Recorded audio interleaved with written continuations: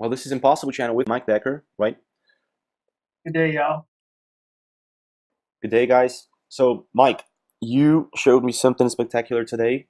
Could you talk a little bit about how you found it and what was your first impression when you saw it on Dutch Sin's channel? Um, my first thought was that's not the government zapping the sky. That was my first thought. That wasn't HARP or any energy weapons we have that I'm aware of. That was my first thought too. I was pretty much convinced it was something from outer space.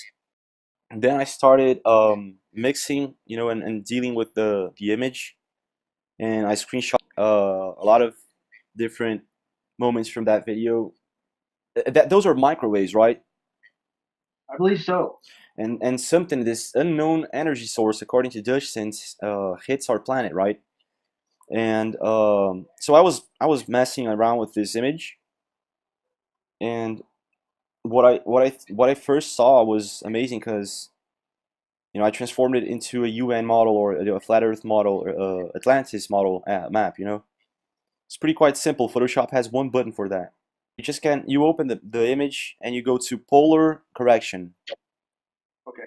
and there's a button for you can distort and polar correction, and so it transformed it into a flat Earth model. And when I saw the what I when I saw that, it was weird, it looked weird, I said, okay, this doesn't make sense at all too. This doesn't make sense. So I overlayered it in a map sent to us by an anonymous source, which would like to be named Observer. And when I overlaid it, when I put the continents together, overlined, it made sense. Both of the beams were actually coming out from the North Pole, what we know as the North Pole, right, where they have HARP, and they were going into the air. It was, my first thought was it was coming out of the North Pole and going into those gates that supposedly are depicted in a lot of myths and religions and cultures. But either way, it was amazing to match that. Put it all together. I thought that it was very clarifying. Yes, it's very interesting for sure. Mike, you're the guy that has been helping us with chemtrails and all. Our subscribers must be in some way curious to know a little about your background. Tell us what you can. Like my personal, No, no, whatever you want to talk about. Your background that you think is interesting for people to understand why you're so interested in chemtrails and like taking care of the world and as it is or as it was. well, to be honest, it started. I used to be one of them guys that partied and watched TV and didn't give a shit. And then 1992, I started rock climbing, and I became obsessed with that and just being outside all the time. And I've always been outside. I, grew up here and hunted and everything. I worked outside all my life and everything. But climbing really brought me, in with nature and made me, appreciate everything a lot more, and got me away from the brainwashing and the partying hard and not giving a damn about anything. But during in the late '90s, started having, I don't know how to say it. I call them spirits. Came into my life and started awakening me, and I also had an incident with the alien. I told you that story. Yeah. Do you want to tell the people that story? Sure, sure. Okay, I'll try and make it. Okay. 2004, summer of 2004, When I met you in the summer. I had pulled my finger, is what we call it in climb world, but took it out for a season. I couldn't climb on it, and a lot of the climbing that I do, you're pulling on just one finger, and it was the main finger that I needed for a lot of the hard routes I did and stuff. So I hurt my finger, and so I just spent my time bolting routes on the rock, and that consists of going up and hanging out on a wall and cleaning off any loose stuff, and then you drill these bolts. You drill some holes and you put bolts with these hangers on. And that's what you clip into when you're climbing. Right. So I found this place, or I was drawn to this place, I guess I'll say, more drawn than found it. And it had this really cool. It was just quiet. You couldn't hear vehicles, highway, nothing. It's in this place called Ten Sleep Canyon here in Wyoming. And I found this place, and this waterfall, at least I think it was the waterfall, would make all these just unique, not scary, but strange noises or whatever. And sometimes you'd hear voices in it and stuff echoing through the canyon. And so I called this wall the haunted wall. Well, I was always up there by myself because I couldn't climb, and all my other friends they were off climbing other parts of the canyon and stuff. And one day I'm up on the wall, and I had this old hound dog with me, and he starts going off like there's something, mountain lion, bear, whatever, something's there, and he was just it was a bark I'll never forget. And he could always bark loud, but it was just this long uh, death bark, I'll call it. Okay. And, Wow. and so I'm like, shut up, hound dog. And I'm up on the wall. I was up about 40 feet tall. And he really starts going off, and he's right below me. So I look down, and there's these two beings there, aliens, whatever people want to call them. And I can remember they were telling me to come down. They weren't speaking it, they were saying it, like just their eyes just tell me to come down. Could we say telepathically? Yeah, telepathy. Um, and I remember thinking, I didn't really know what to do. And like, is this real? And then my hound dog, he went and he latched onto one of their arms. Exactly. That's a very good hound dog you have there. He's a very good hound dog. He's not with us no more, but anyhow, he did that. And so just a second later, I dropped down or rappelled down. You know, I was all set up. I had special equipment stuff, so I could be down in a matter of seconds. But I have my drill, I got my hammers, I got all this equipment on me. Weigh a lot, so you get to drop extra fast. But as soon as he latched onto that, I came down quick as hell, and I had my rock hammer. That's what I used to clean off any chunks, the loose chunks or to pound the bolts in and stuff. And as soon as I hit the ground, I turned around and I took that thing in an overhand swing, put it right into the top of the one skull. I mean, into it. Buried that son bitch into it. Yeah. And then I woke up in my bed. You woke up in your bed. Yeah, and I wake up in my bed and there's hound dog, our morning tradition. And I'm like, what the hell, what what the hell? Yeah. And I always left like all my equipment up there and stuff, for the most part, just a few things I'd bring back and forth each day. But most of the time I left everything. But I always bring like my harness and just certain things I'd take back with me. Well, I couldn't find none of that stuff. And I was like, huh, guess I left it up there. Oh my So gosh. yeah, so I head back up that morning and go up, and none of my stuff's put away. Everything's just like I had abandoned it in a heartbeat. You know what I mean? Like I hadn't picked up. I always picked up each night. I stick it in a little cave, and hide and stuff. So you And went back and your equipment was just as you left it. yeah, yeah. But somehow magically, me, hound dog, and my truck all made it home. But I don't recall it. But that Okay. right, and that Ask you a question. When you latched your axe into its skull, did it bleed? I don't remember any bleeding. I just remember it felt really. Oh, how can I describe this? It was soft. It wasn't like if you hit somebody on the head before, you know what I mean, or thrust something into a skull, you know what I mean. Could we use the word goo? Gooish, yes, would be yeah, that'll work. Yeah, Okay, and they are good guys because you kind of try to kill them and they just put you in your bed, right?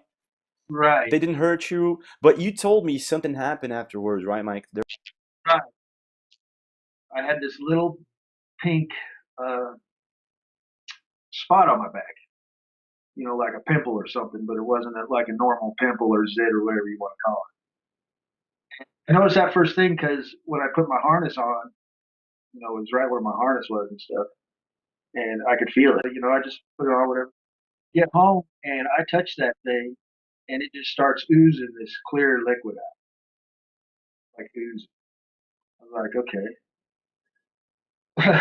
About a month later, this thing is covering the whole lower end, probably 6 inches tall, and the whole backside of my back. Just in this watery, I'd have to change my shirt like several times a day because just stick to it constantly. This is weird stuff.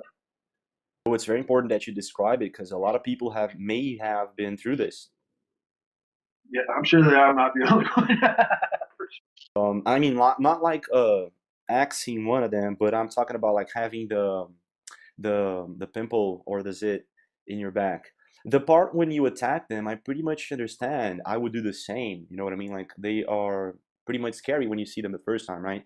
You said that they had black eyes, right? Black chrome eyes, right? Yeah. Oh yeah. Yeah. Did could we say they look like insectoids or something like that? More.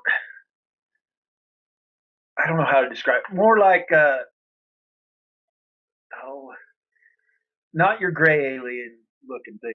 Smaller heads. This was bigger. I'd say 2 times, 3 times bigger than our human skulls, but in a Holy oh, crap. how could I, with a walnut shape? Not Okay. exactly walnut, but you know what I'm saying. Because this alien story, this was before you got interested in chemtrails, right? Oh yeah, I didn't wake up to the chemtrails till spring of 2014. Actually, they weren't something you would see a lot of. It wasn't. Oh yeah, oh it's ridiculous now. Yeah. Yeah.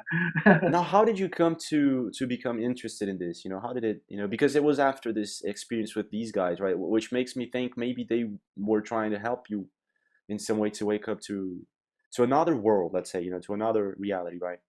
Well, I think they started waking me up in '99. I got to see my first portal, or what I describe as a portal. Are you Down, kidding me? in '99, and that's when I had,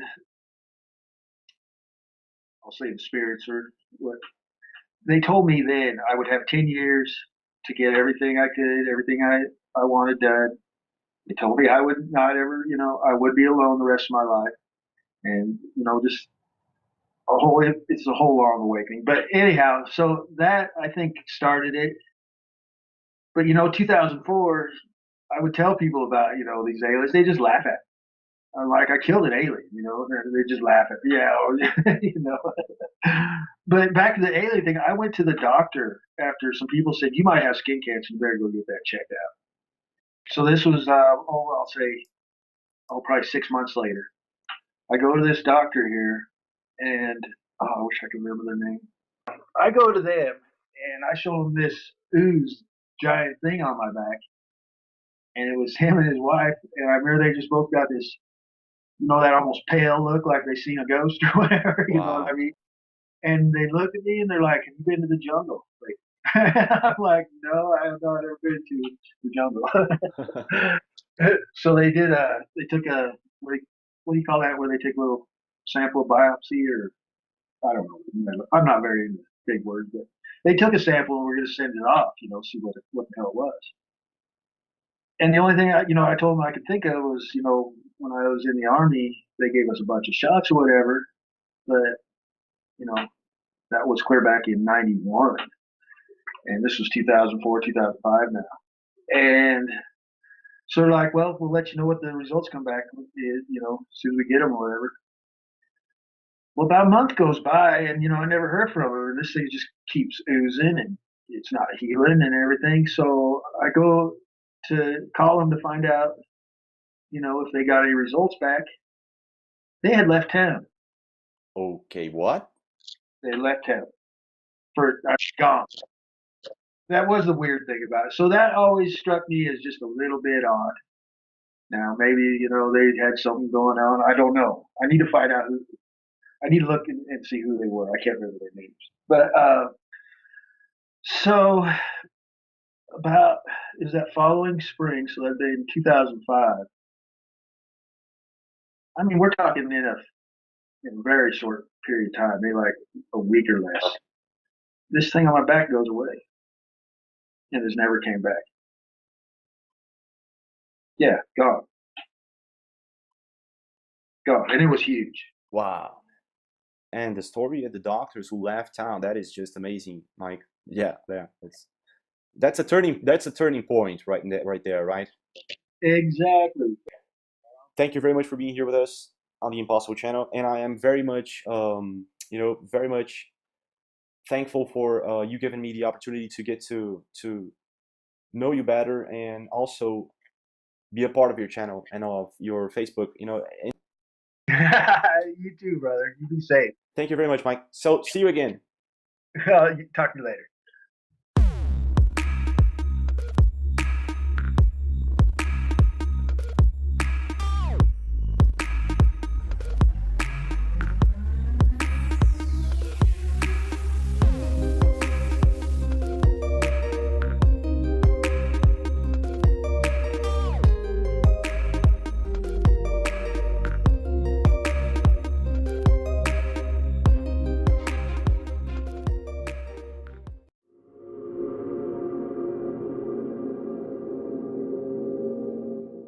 Well, this is Impossible channel with Mike Decker, right?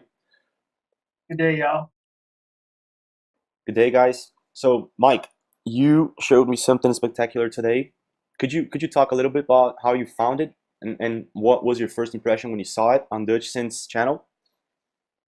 My first thought was that's not the government zapping the sky.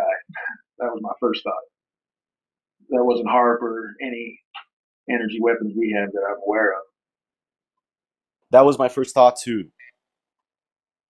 I was pretty much convinced it was something from outer space. And then I started mixing, and dealing with the image, and I screenshot a lot of different moments from that video. Those are microwaves, right? I believe so. And something, this unknown energy source, according to Dutch Sense, hits our planet, right? And so I was messing around with this image, and what I first saw was amazing because I transformed it into a UN model or a flat Earth model, or Atlantis model map. It's pretty quite simple. Photoshop has one button for that. You open the image and you go to polar correction. Okay. And there's a button for you can distort and polar correction, and so it transformed it into a flat Earth model. And when I saw when I saw that, it was weird, it looked weird, I said, okay, this doesn't make sense at all too. This doesn't make sense. So I overlayered it in a map sent to us by an anonymous source, which would like to be named Observer. And when I overlaid it, when I put the continents together, overlined, it made sense. Both of the beams were actually coming out from the North Pole, what we know as the North Pole, right, where they have HARP, and they were going into the air. It was, my first thought was it was coming out of the North Pole and going into those gates that supposedly are depicted in a lot of myths and religions and cultures. But either way,